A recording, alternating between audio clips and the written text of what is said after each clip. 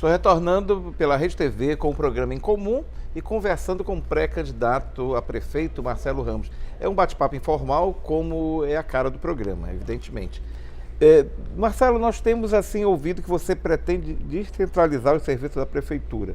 Como será feito isso? Porque a gente quer entender também, porque cada um tem uma ideia, né? Evidentemente que a sua proposta de governo deve ser uma proposta inédita em relação a tudo que se viu em Manaus. Olha lá, Júlio, os serviços públicos eles precisam ser racionais e facilitar a vida das pessoas.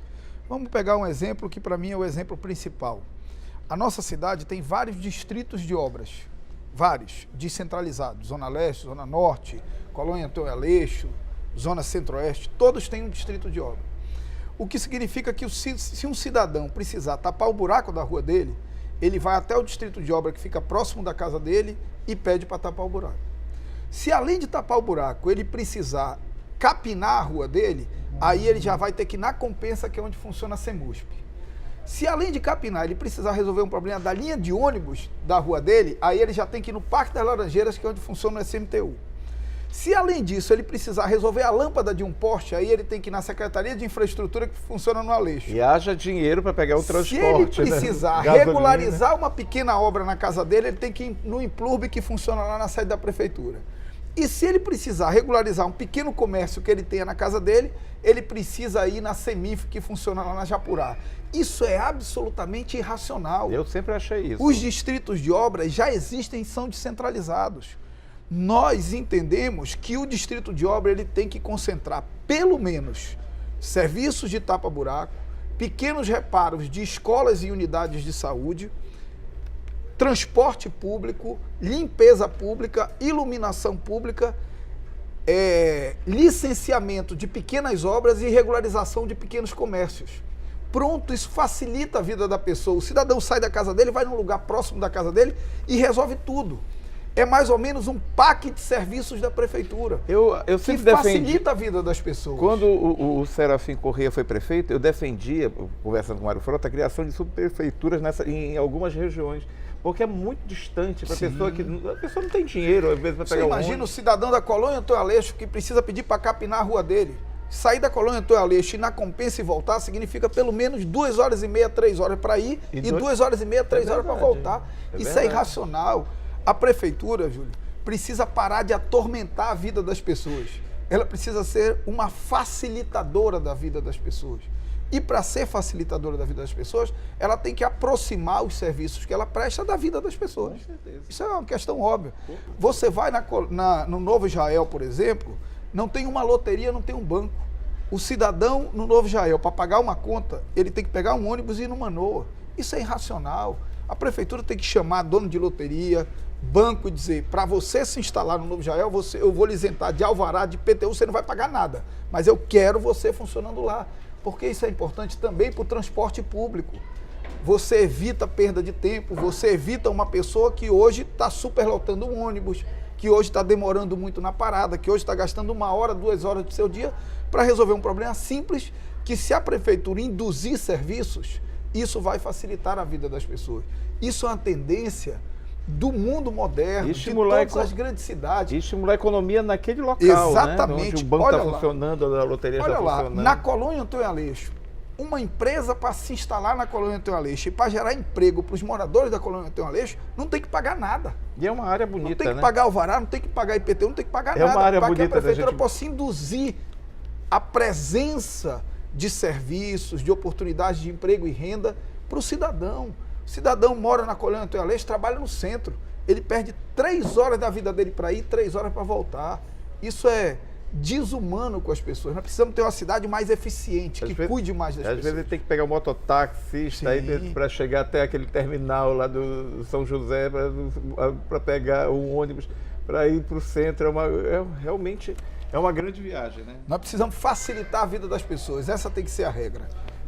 O teu secretariado, como ele será escolhido caso você seja o prefeito de Manaus? Que importa? Eu sempre discordei, por exemplo, da indicação de médico para a Secretaria de Saúde. Eu acho que tem que colocar um gestor, um administrador, uma pessoa que entenda. Porque o médico, ele sabe dos problemas. Eu sempre discordei isso, não sei se eu estou errado, se eu estou certo. Ele não é formado para isso, a não ser que ele tenha uma especialização em administração. Não é formado para aquele cargo. Mas a questão é o seguinte, Júlio, eu acho que é menos importante se o secretário vai ser técnico ou político, e mais importante você ter governos com metas claras. Um governo com metas claras, você tem como cobrar o secretário, tanto o técnico como o político. Então, o secretário de Educação, ele tem que ter objetivos. Quantos professores o município tem com mestrado? Quantos vai ter daqui a 1 ano? Quantos vai ter daqui a 2 anos? Quantos vai ter daqui a 4 anos? Qual é a posição da cidade de Manaus nas avaliações de ensino fundamental, que é a responsabilidade da Prefeitura de Manaus? Nós estamos na posição 15º. Vamos alcançar o 10º em 2 anos, vamos alcançar o 8º. Ou seja, cada secretaria tem que ter o seu caderno de metas. O prefeito tem que ir para a secretaria sabendo que objetivos ele tem que perseguir.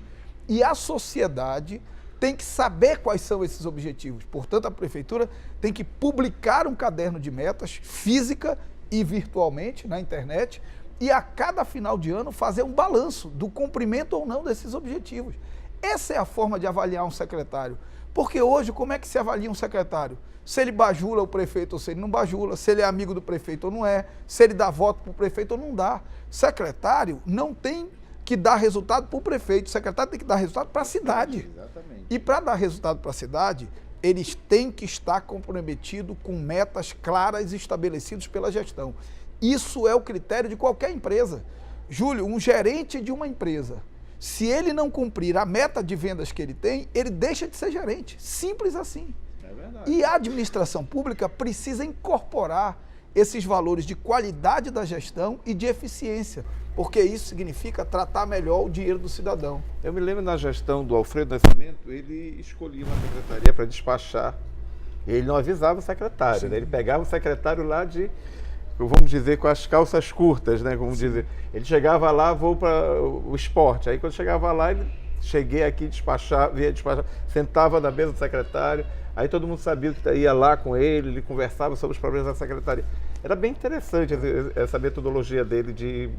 Isso é muito importante. Surpresa. O Alfredo ele diz uma coisa que é muito bacana. Ele diz o seguinte: prefeito trancado na sala, no gabinete da prefeitura, só dá prejuízo para a cidade. Só dá prejuízo.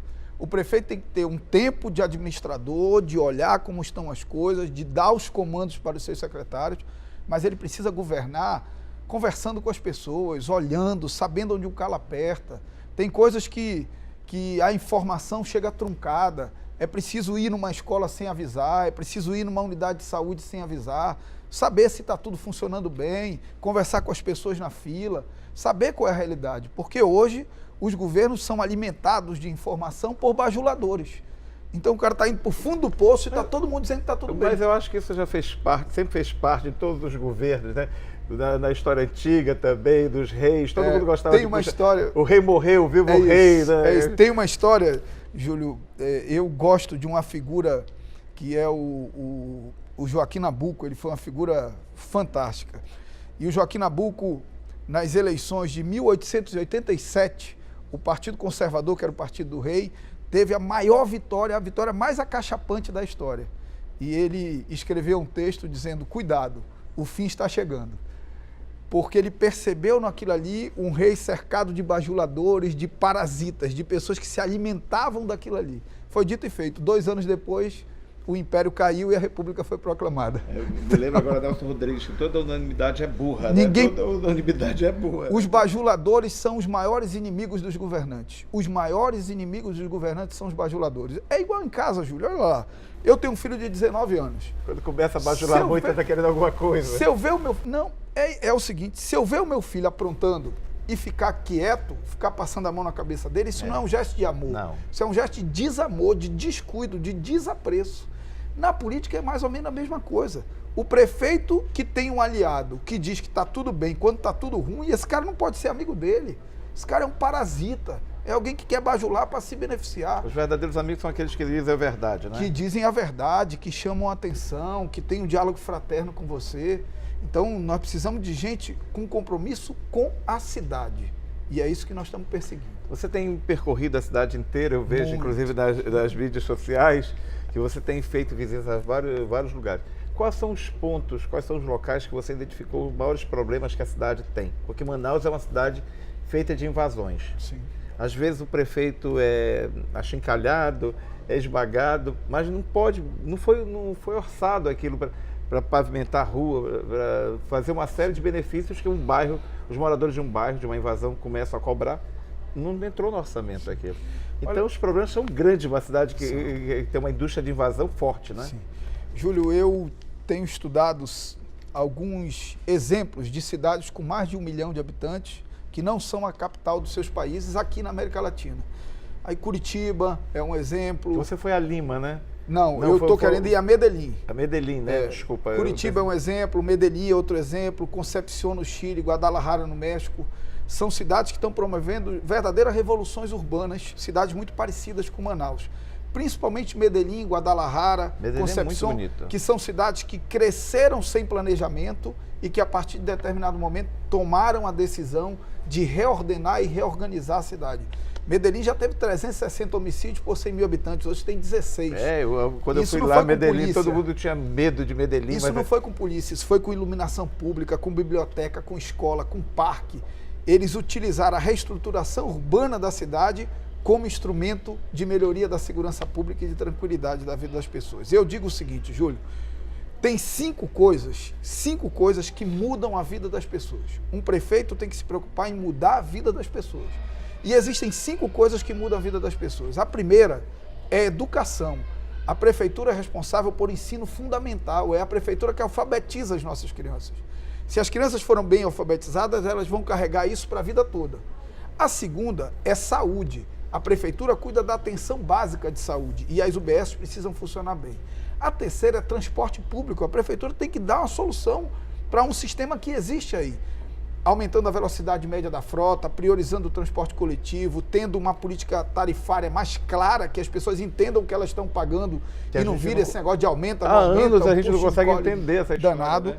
A prefeitura tem que cuidar bem de infraestrutura. Júlio, se você entra na casa de alguém, pode ser uma casa de um pobre ou de um rico, mas se tem poeira no chão, poeira em cima do móvel, uma pilha de louça em cima da pia, a cama desarrumada, você diz, opa, essa é uma família descuidada. Uma cidade é igualzinho. Se você entra numa cidade, ela está esburacada, mal iluminada, mato por todo lado, é o mínimo que um prefeito pode fazer para cuidar bem das pessoas que moram na cidade. E a quinta questão é segurança pública, porque apesar de polícia ser responsabilidade do Estado, mas iluminação pública, projetos sociais, ocupação de crianças e adolescentes é responsabilidade da prefeitura. A prefeitura tem que ser parceira. A reestruturação urbana é um instrumento fundamental de garantir mais segurança para as pessoas. Eu vou contar uma história aqui rápida para terminar.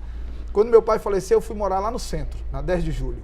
E eu ia para o Inglês e voltava. Eu tinha pavor de passar a noite ali no Largo de São Sebastião. Era muito escuro, então tinha muita violência, muita droga, muito assalto. Hoje é um dos lugares mais seguros de Manaus. Que bonito. Já é seguro porque tem polícia? Não. Virou seguro porque está bem iluminado, porque está limpo, porque tem atração cultural, porque as famílias podem frequentar. Agora, por que quem mora na Ponta Negra ou quem mora no centro tem direito a ter um espaço limpo, sadio, bem iluminado, e quem mora no Armando Mendes tem que viver naquela praça caindo aos pedaços, quem mora no Jorge Teixeira tem que viver naquela praça caindo aos pedaços. Nós precisamos resgatar os espaços de convivência coletiva da cidade. E fazer com que a população isso tem também tudo a tenha ver com segurança pública. E a população tem que ter consciência de que pagou por aquele espaço, o dinheiro saiu do bolso dela. E vai ter, Júlio. E não pode ficar destruindo, pichando, nem permitindo que seu filho vá para... E vai ter. Deixa eu te dar um exemplo. As pessoas que andam na rua são as mesmas que andam no shopping. Na rua, ela joga lixo no chão, na rua ela pinta o muro. Você não vê ninguém pichar o muro do shopping, você vê ninguém jogar lixo. Fica todo mundo com medo porque é tão limpo que as pessoas se constrangem. Agora, um dia desse, correu eu e o Diciquinha. Nós corremos lá da Ponta Negra até o Teatro Amazonas. E nós tivemos que correr esse... Eu disse que tá bem. As manhãs da Companhia Atlética estão fazendo bem. Tá bem. E nós... Todo o percurso nós não encontramos uma lixeira. Então o problema é o seguinte, A prefeitura tem que cuidar bem da cidade. A hora que o cidadão olhar para o prefeito e dizer, pô, esse prefeito cuida bem da cidade, ela está limpa, está bem iluminada, está asfaltada, tem lixeira, a cidade está bem cuidada, ele acorda cedo, ele é transparente com o gasto público, eu vou ajudar esse cara. Então nós precisamos de um líder capaz de unir as pessoas em torno do objetivo de tornar Manaus uma cidade melhor para se viver. E a gente tem que ter orgulho de viver na cidade. Exatamente. Marcelo, resgatar o orgulho. Obrigado pela presença aqui conosco nesse bate-papo informalíssimo no programa Em Comum. E desejo boa sorte aí, você que é um dos jovens, uma das jovens promessas aí. Tem muito chão ainda pela frente na política. Eu não seria político nunca, né? Eu não nasci para ser político. A gente faz política de outra maneira. Eu faço política com o Marco Belém, que a gente briga todo dia. Mas aí... Não, e faz política usando seu programa, a sua coluna, prestando informação para as pessoas. Mas a vida da gente é política, né? Você faz política com a sua mulher, Juliana, com o seu filho. Não, hoje a gente não vai para lá, a gente vai para lá. Semana que vem, isso é política, né? As pessoas não entendem isso, mas é política isso. Sim. Obrigado pela presença. Bacana, Júlio. Muito obrigado e me permita lhe presentear o livro, aqui, né? Olha com o livro, tá bom? Obrigado pelo Achei legal essa ideia de conversar com o pai. Eu nunca tinha pensado nisso, eu acho que eu vou começar a conversar com o meu, que já faleceu há muitos anos também. Legal, faz bem, fará bem a você. Meu pai de criação. Daqui a pouco retorno, tem mais Em Comum aqui na Rede TV. Até daqui a pouco.